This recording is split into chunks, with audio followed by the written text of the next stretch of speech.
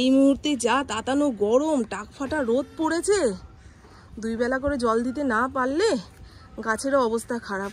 আবার বিকেলের দিকে এসে পাইপ দিয়ে স্নান করিয়ে দেব। যতই আমি স্নান করাই না কেন, এক ফসলা বৃষ্টি না পেলে দেখুন না, গাছের পাতা সজীব হবে না, টানটানও হবে না। পুরী থেকে আসার পরে ঠিক এইরকম একটা ওয়েদার ছিল, তাতানো পোড়ানো। তারপরে 2 দিন বৃষ্টি হলো, ওয়েদার কন্ট্রোলে আসলো, আবার যেকে সেই। বৈশাখ মাস তো পড়েই গেছে, এখন আকাশের দিকে তাকিয়ে অপেক্ষা, কবে হালকা ঝড় বৃষ্টি দিয়ে কালবৈশাখী আসবে। তো চলুন বন্ধুরা, সারাদিনের সবচেয়ে দায়িত্বপূর্ণ কাজটা কমপ্লিট করে ফেলেছি, গাছে জল দেওয়া। ফড়িং আমার সঙ্গে এসছিল, বাপরে রোদ দেখে পালিয়েছে। এখন স্নান করব। চলো নিচে চলো, নিচে চলো, নিচে চলো। ইন্দ্র এই এত গরমে রাস্তায় গেছে। সামনেই ভোট, রাজনীতি নিয়ে আলোচনা, খেলা নিয়ে আলোচনা, এই সমস্ত করার জন্য মন না চাইলেও ঘুম থেকে উঠেই তাকে রাস্তায় দৌড়াতে হবে। নেশা নেশা না বাবা, তোমার বাবার নেশা তো। স্নান করে উঠে ঠাকুর পুজো দেওয়া হয়ে গেছে। বাঞ্ছার বাগান থেকে কয়েকটা টগর ফুল টুকাতে গেছি, দেখি একখানা কাক জবা ফুলের ডালে সেই থেকে বসে আছে, এখনো পর্যন্ত বসেই আছে। তার মানে ওর কোনো অসুবিধা হচ্ছে, নয় উঠতে পারছে না, নয় সঙ্গী সাথী হারিয়ে গেছে। গতকাল রাতের 1 মুঠ ভাত রয়েছে, সেই ভাতের মধ্যে জল ঢেলে রেখে দিয়েছি। ইন্দ্র বলছে ছাতু মুড়ি দিয়ে দাও। আমি হ্যাঁ, সকাল থেকে সেই দুপুর 3টে সাড়ে 3টে পর্যন্ত ছাতু মুড়ি খেয়ে তুমি থাকতে পারবে? যদিও রাস্তাঘাটে ফলের রস এই সমস্ত খায়, কিন্তু আমার ডিউটি আমি করবই। ওইটুকু ভাত আলু ভাজার সঙ্গে দিয়ে দিই, খেয়ে বেরিয়ে যাক। পুপু ঘুম থেকে উঠে পড়েছে, যেই শুনেছে কাকটা জবা ফুলের ডালে বসে রয়েছে, তালা চাবি খুলে দৌড়াতে দৌড়াতে আসলো। কোথায় উড়ে গেল? ও উঠতে পারছে না, কিছু একটা সমস্যা হয়েছে। অনেক কাক এতক্ষণ যাবত কাঁ কাঁ কাঁ কাঁ করেই যাচ্ছিল।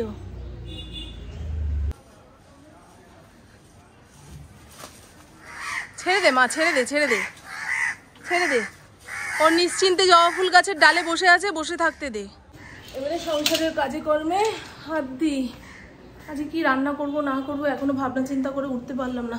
বললাম ইঁচড়ের তরকারি করি, ইন্দ্র শোনার পরে ছিটকে ওইখানে চলে গেল। হ্যাঁ, তেল মশলা দিয়ে ইঁচড়ের তরকারি, ইঁচড় দিয়ে মটর ডাল করো। দূর, ডাল তো আমার খেতে ইচ্ছা করে না।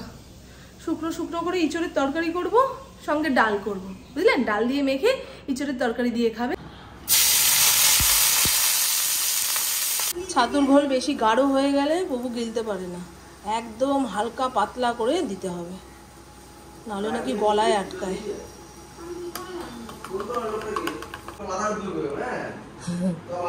এমনি বিয়ে হচ্ছে না, পোকা চোকা থাকলে আরোই বউ পাবি না, বুঝেছিস? রঙ্গিলার সঙ্গে মেলামেশা কম কর। রঙ্গিলা বাইকের নিচে টান টান হয়ে শুয়ে রয়েছে, আর এখানে ফড়িং। একটু পরেই দেখো না চুম্মা চাটি হবে। এনে মোটো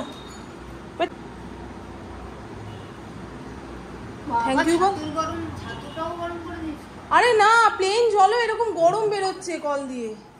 এই নাও প্রভু, ভাত মেখে দিয়েছি, ভাতের মধ্যে আলু ভাজা চাপিয়ে দিয়েছি, কড়াইয়ের মধ্যে যেটুকু আলু ভাজা রইলো এটা দিয়ে অল্প একটু মুড়ি মেখে খাই।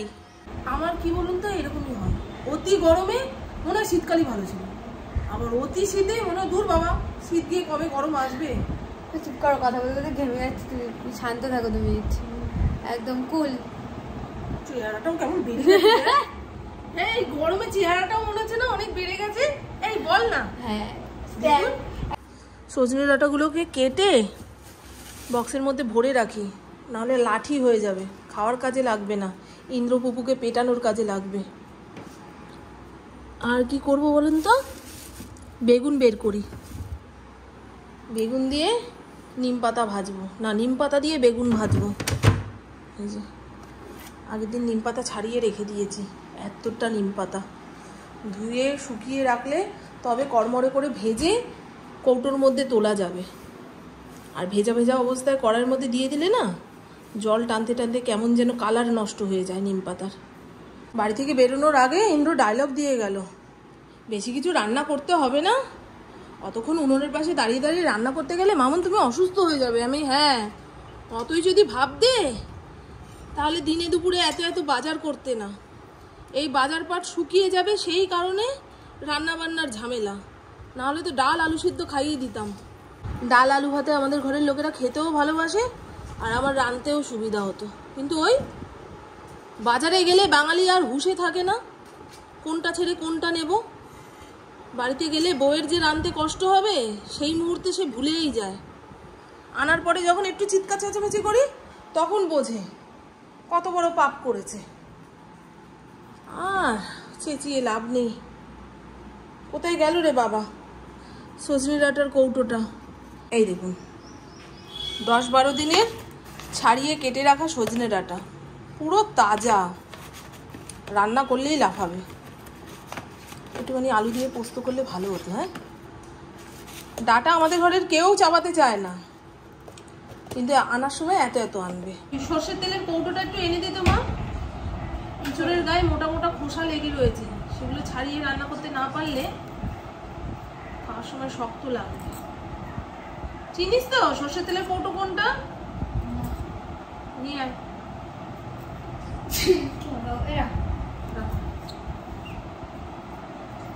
রান্নাঘরে ধর্মঘট ডাকো, এখন এই আন্দোলন করা উচিত জানেন।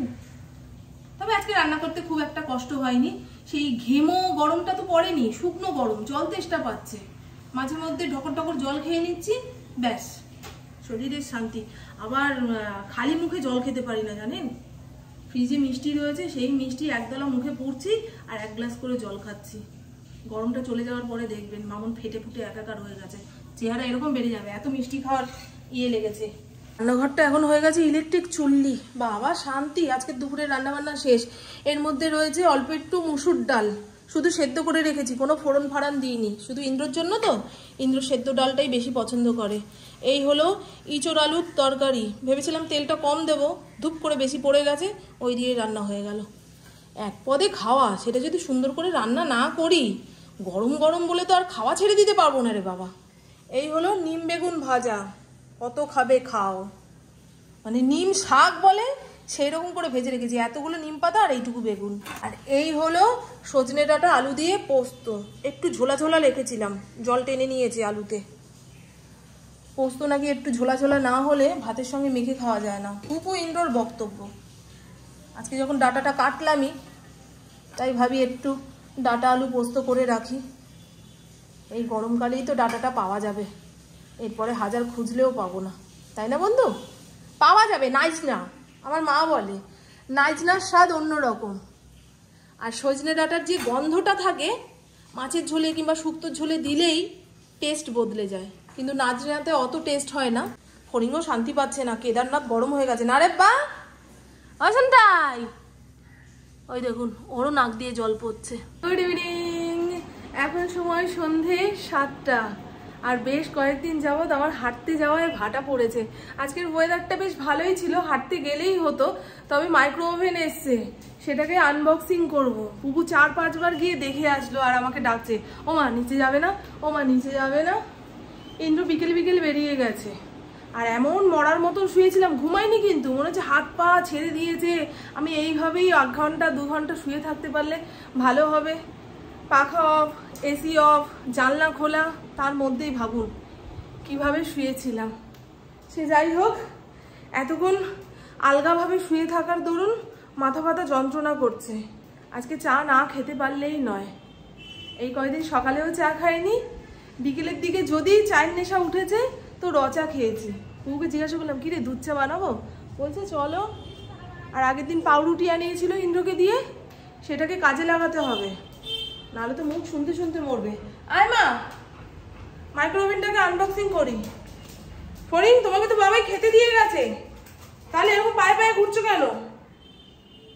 এমনি আমার থেকে বড় নাইটি, হোঁচট খেয়ে যদি পড়ি না রে, বুড়ো বয়সে দাঁত কিটিমিটির করার মতন দাঁত আর থাকবে না, ভেঙে যাবে তো। চলুন হ্যাঁ দেখাই। আর আজকে দুপুরবেলা যা যা রান্না বান্না করেছিলাম সেই দিয়েই রাত চলে যাবে। এখন শুধু চায়ের সঙ্গে টা বানিয়ে খেতে পারলে মোটামুটি নিজেকে পরিষেবা দেওয়া হবে। আমরা প্যানাসোনিকের এই মাইক্রো ওভেনটা নিয়েছি, আমাদের হস্তিনাপুরের বাড়িতে চলে গেছিল। আমার জায়ের নামও পম্পা পাল, আমার নামও পম্পা পাল। আর যেই দোকান থেকে কিনেছি সেই দোকান বলছি রে বাবা, কি বলবো, শোরুম, যেই শোরুম থেকে কিনেছি সেই শোরুমের ছেলেটা আমাদের বাড়ির সবাইকে খুব ভালোভাবে চেনে। ব্যাস, ভেবেছি এখনো আমরা ওই বাড়িতেই থাকি, ওই বাড়িতেই পাঠিয়ে দিয়েছিল। তারপরে ইন্দ্রকে ফোন করলো, ইন্দ্র বলে ওই বাড়িতে দিয়ে এসছিস কেন? আমি তো এখন এই বাড়িতে থাকি, 6-7 বছর হয়ে গেল। বলছে ও ঠিক আছে দাদা, বিকেলের দিকে নিয়ে যাব। তবে বিকেল নয়, 3টে 3:30 সময় দিয়ে গেছে। খুব খুব এক্সাইটেড ছিলাম যে কতক্ষণে মাইক্রোওভেনটা আসবে, যেই জায়গায় রাখবো হয়েছি সেই জায়গায় এটার জায়গা ঠিকঠাক হবে কি না, বুঝলেন? এই এত রকম জিনিস কিনলেই তো হলো না, রাখার একটা জায়গা লাগে। রাখার জায়গা থাকলে এতদিনে দেখতেন আমার রান্নাঘরে কত ইলেকট্রনিক গ্যাজেট থাকতো। আমার রান্নাঘরে ইলেকট্রনিক গ্যাজেট ব্যবহার করতে ভীষণ ভালো লাগে, ভীষণ ভালো লাগে। হয় না, এক একজন এক একটার প্রতি নেশা। কেউ জামা কাপড় ভালোবাসে, কেউ গয়নাগাটি ভালোবাসে, কেউ ঘুরতে যেতে ভালোবাসে। আমার আবার এই ইলেকট্রনিক গ্যাজেটের ওপরে একটা আলাদা নেশা রয়েছে। আমি তো ভাবলাম ওরাই ইনস্টল করতে আসবে। যাই হোক, আপাতত টেবিলের উপরে রাখি, তারপরে কাঠমিস্ত্রিকে এই তো টেবিলের উপরে এখানটা রাখ না, ভাতের হাঁড়ি ছড়িয়ে দে। যা বড় বিরিয়ানির হাঁড়ি টেবিলের উপরে রেখেছি, এটা সরালেই দেখবি সবকিছু জায়গা হয়ে যাবে। একটু বড় হাঁড়িতে করে ভাত করলে ভাত ভীষণ ঝরঝরে হয়।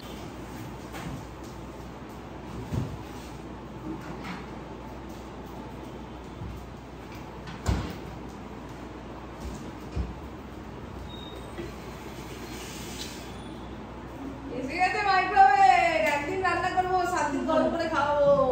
কিন্তু সেটাই বলছিল দুপুরবেলায়। এই দেখুন, ভালো হয়েছে মাইক্রোওভেনটা। প্রথম দিন মাইক্রোওভেনে কি রান্না করবি বাবাই? এরকম ভাবে রাখলে উচিত হচ্ছে না, এরকম ভাবে ঘুরিয়ে রাখ।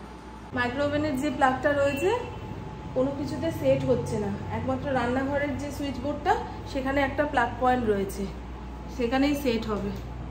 রান্নাঘর তৈরি হওয়ার সময় এই একখানা প্লাগ পয়েন্ট তৈরি করা হয়েছিল, যেখানে মাইক্রোওভেন কিংবা বড় বড় ইলেকট্রনিক গ্যাজেট চালাতে পারবো। তাই ওই জায়গায় রাখা মানে বৃথা।